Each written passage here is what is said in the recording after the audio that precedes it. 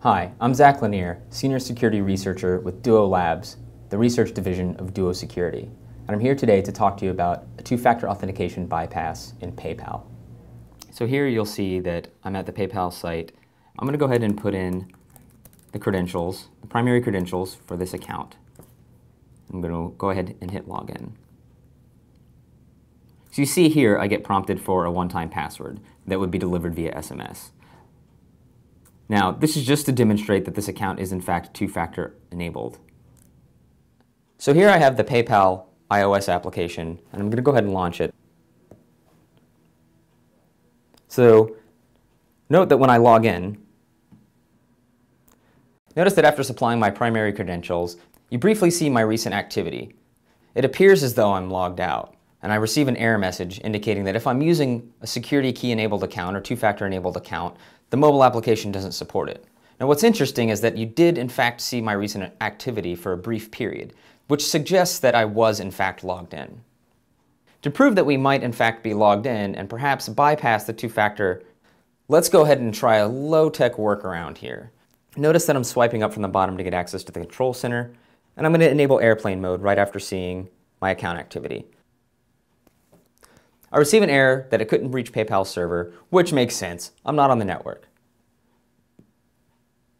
So I'm going to go ahead and disable airplane mode. Now we'll refresh that just to prove that we are able to update this. And sure enough, it updated. So let's try sending myself some money. So here we have me sending $5 to myself to a different email address with a memo of 2FA bypassed. And sure enough, I'm prompted to confirm this transaction, and $5 just went to myself.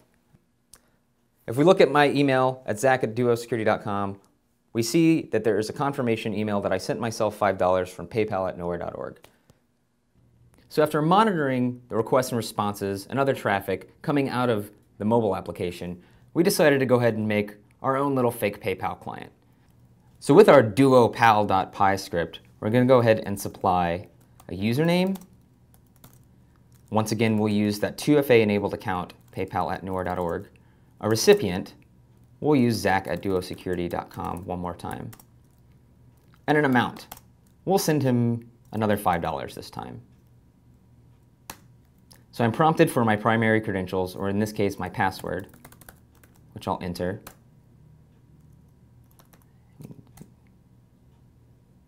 And we'll see first that it receives an access token. And this access token is used for OAuth, which is used by PayPal for authentication and authorization.